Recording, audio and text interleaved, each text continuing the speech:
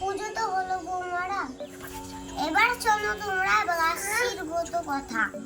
একদা এক সময় এক গ্রামে এক লক্ষ্মী মন্ত বৌমা ছিল, কিন্তু তার শ্বশুরটা ছিল বড়ই খিটখিটে, কিন্তু পূজা আর্চা পছন্দ করতো। একদিন হলো এই গাছের দিনেই শ্বশুর বাড়িতে মাছ নিয়ে উপস্থিত হলো। তারপর যা হলো শুনো সেই কথা। বৌমা, ও বৌমা, তুমি কোথায়? আমি বাজারে যাচ্ছি। বাবা আমি কাজ করছি। বাজারে যাচ্ছেন যান, কিন্তু মাছ নিয়ে আসবেন না। বৌমা, কেন মাছ নিয়ে আসবো না? আজ যে গাছছি বাবা। ওইসব গাছসি টাছসি করতে হবে না, আজ আমি মাছের ঝোল দিয়ে ভাত খাবো। আজ তুমি পুজো পালি করবে না, ঘর বাড়ি মুছবা না, চান করে চুলের জল ফেলতে ফেলতে যাও, চাল ধোয়া যাও, গোটা বাড়ি ছিটাও। আমি চললাম বাজারে মাছ আনতে।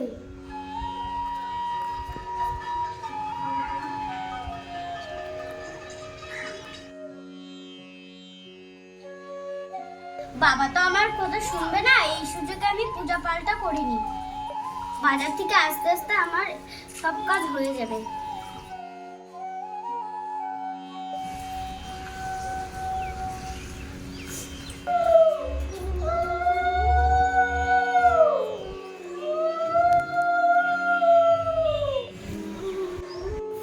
আজকে আমি বাজারের ভালো মাছটাই নিয়েছি।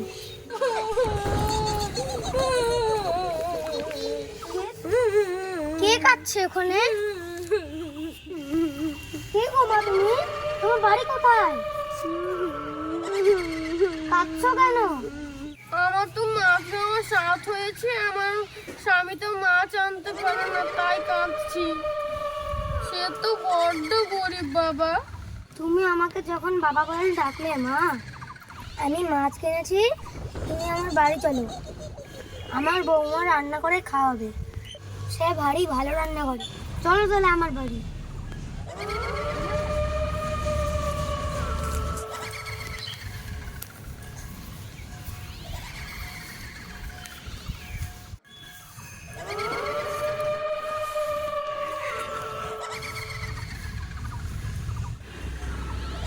বৌমা, মাছ নিয়ে আসছে আর অতিথি নিয়ে এসেছি, তোমার হাতে রান্না খাওয়াবো বলে।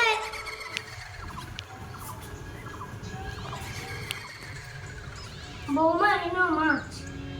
বাবা আজকের দিনে মাছের আসলেন, মানা করলাম, আপনি শুনলেন না। থামো তো বাবু ওইসব কথা। বাবু তোমার তো আজকে এই পূজাতে, কালকে সেই পূজা, মাছটা খাবো কবে? অত শত জানি না, মাছটা রান্না করে ভালো করে। তোমার মতো আরেকটা মাকে নিয়ে এসেছি, সে কত লক্ষ্মী, একটু মাছ খাওয়ার জন্য কাঁদে। দেখো যাও, সে বাইরে আছে, ভেতরে নিয়ে আসো। ঠিক আছে বাবা, রান্না করছি। দেখি তো বাবা কাকে নিয়ে আসছে বাইরে।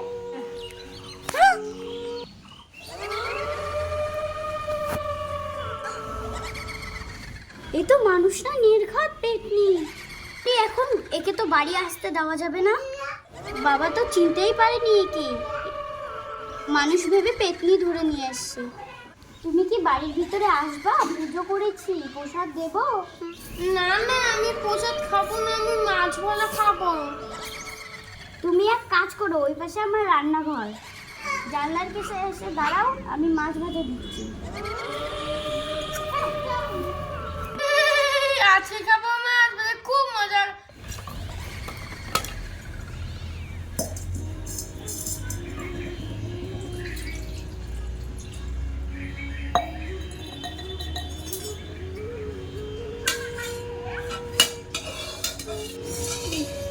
দাঁড়া, একটু তেলটা একটু গরম করে নি, তারপর তোকে মজা দেখাচ্ছি পেটনি।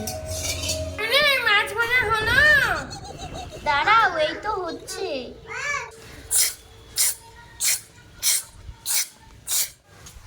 এই নাও, হা করো, আমি মাছ ভাজা দিচ্ছি। বাচ্চা আমাকে মেরে ফেললো রে, আমাকে মেরে ফেললো, মেরে ফেললো। জ্বলে যাচ্ছে।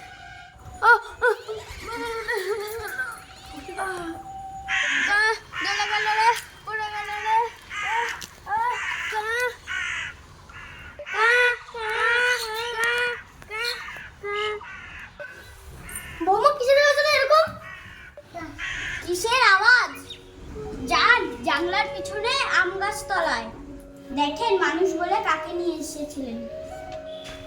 বলছো? কি বৌমা? চলো দেখে আসি।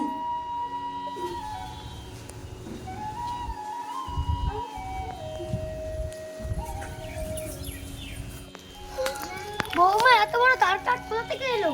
বাবা, আপনি যেটা মানুষ বলে বাড়ি নিয়েছিলেন সেটাই একটা পেতনি। মাছ আমি রান্না করিনি, ওর মুখে আমি গরম তেল দিয়েছি, তারপরেই এই অবস্থা। বৌমা, তুমি কেমন করে জানলে এই একটা পেতনি? বাবা, আজকে তো আপনি পুজো করতে মানা করেছিলেন, আমি তাও ঘরবাড়ি মুছে পুজো করেছি। আর পেতনি কি করে জানলাম? যখন আমি ওকে প্রসাদ দিতে চাইলাম, ওই চিৎকার করে নানা বলল। তখন সে হেঁটে বাইরে চলে যাচ্ছিল, তখন আমি উল্টা পা দেখেছি। বৌমা, আমাকে ভুলে গেছে, আমার ক্ষমা করে দাও। তুমি আমার বাড়ি সত্যি করে লক্ষ্মী মা। এরপর থেকে বৌমা তুমি যা বলবে আমি লক্ষ্মী যেমন তাই শুনবো। ঠিক আছে বাবা, এবার চলুন আমরা গাছের প্রসাদ খাই।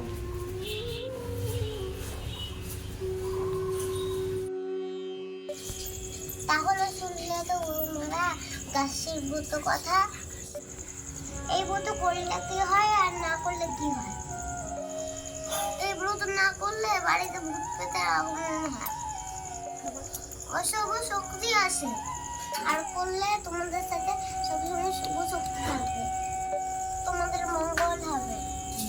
বড় বৌমা, আমি যতদিন আছি আমি তো তোমাদের নিয়ে ব্রত করছি বলো। আমি যখন থাকবো না, সব বউদের নিয়ে ব্রত করার দায়িত্ব তোমার।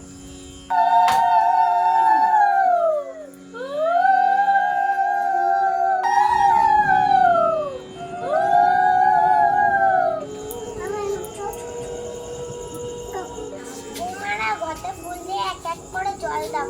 বড় বৌমা, সেজ বৌমা, মেজ বৌমা, ছোট বৌমা, নাও তোমরা দাও, আমি উঠি।